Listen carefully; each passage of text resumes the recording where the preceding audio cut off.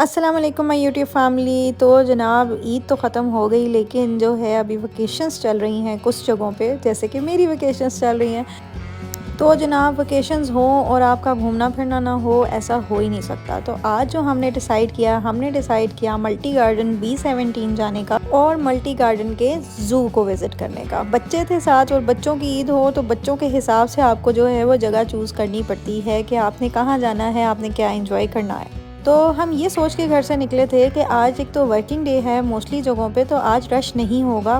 पर जब हम वहाँ पे पहुँचे तो शदीद रश था यहाँ पे, कि पार्किंग भी हमें बहुत दूर मिली थी, हमें वॉक करके वहाँ तक जाना पड़ा। उसके बाद एंट्री टिकट की बात करें तो जनाब यहाँ पे अडल्ट का जो एंट्री टिकट है वो 300 है और किड्स जो है वो 200 है, जो कि थोड़ा सा ज़्यादा है, क्योंकि जो लोअर मिडिल क्लास है वो तो इसको किसी ना किसी तरह अफोर्ड कर ही लेती है, लेकिन जो हमारी लोअर क्लास है वो इसको अफोर्ड नहीं कर सकती। एक अच्छी बात इस पार्क की ये है, इस ज़ू की ये है कि यहाँ पे सिर्फ फैमिलीज़ अलाउड हैं।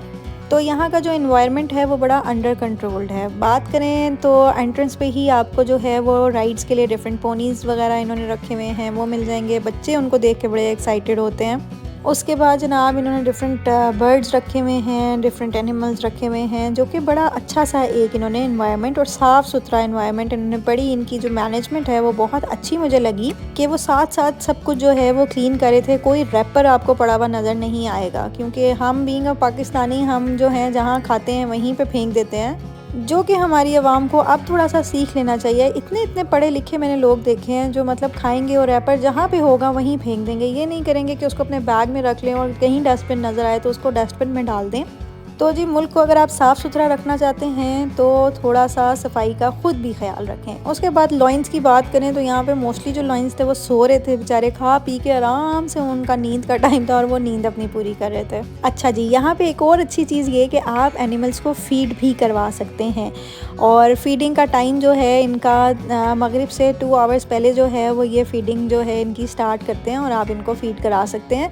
और ये इसके एक्स्ट्रा चार्जेस आपसे लेते हैं, 50 रुपीज़ लेते हैं ये एक इसको मतलब इस तरह खिलाने का। एक टाइम पे इसको आप 50 रुपीज़ उनको पे करेंगे और वो आप इनको खिला सकते हैं। तो बच्चों के लिए ये बड़ी एक्साइटेड सी चीज़ है कि वो मतलब लॉइन को खाना खिला रहे हैं। तो ये जो लॉइन था ये बड़ा हाइपर किस्म का टाइगर था बेचारा, वाइट टाइगर था ये, लेकिन बहुत हाइपर टाइगर था ये।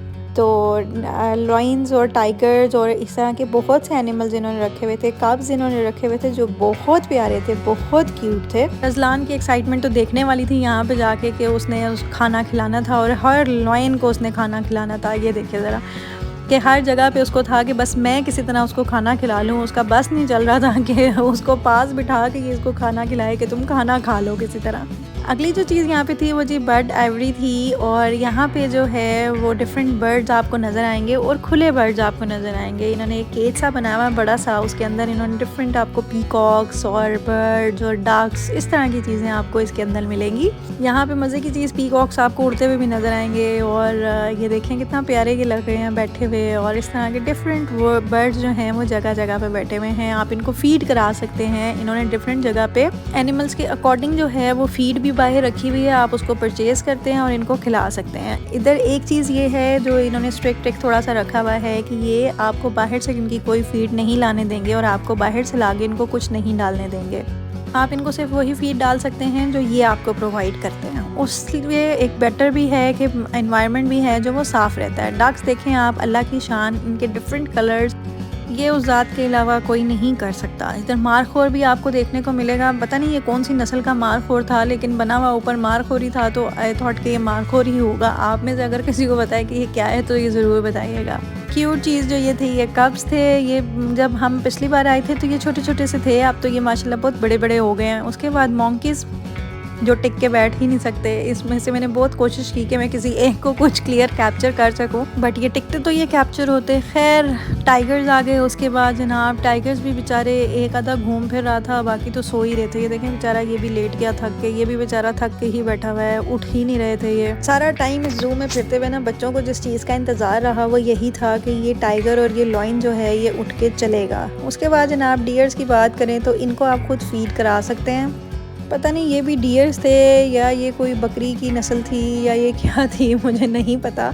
लेकिन इनको आप एटलीस्ट फ़ीड खुद करा सकते हैं। आप बच्चे इनको टच कर सकते थे, ये देखें इनको हमने फ़ीड भी कराया, इनको प्यार श्यार बच्चे कर सकते हैं और वो सारा कुछ कर सकते हैं। उसके बाद नेक्स्ट था जी फ़िश पॉन्ड। इधर भी जो था आज बहुत रश था, रश होने की वजह से आप देखें इसमें कितनी ज़्यादा लोगों ने फ़ीड जो है वो ख़रीद के डाली हुई है, तो उस वजह से आज इतनी फ़िशेज़ ऊपर हैं भी नहीं थी।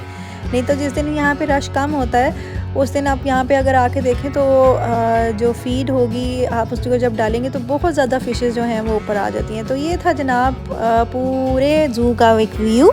डिफरेंट राइड्स के यहाँ डिफरेंट चार्जेस थे। अंदर आपको एक कैफ़े भी मिल जाएगा जहाँ पे आप बैठ के मील भी एंजॉय कर सकते हैं। और उसके बाद जनाब हमारा दिन एंड हुआ मलंग जान रेस्टोरेंट पे, जो कि रास्ते में पड़ता है।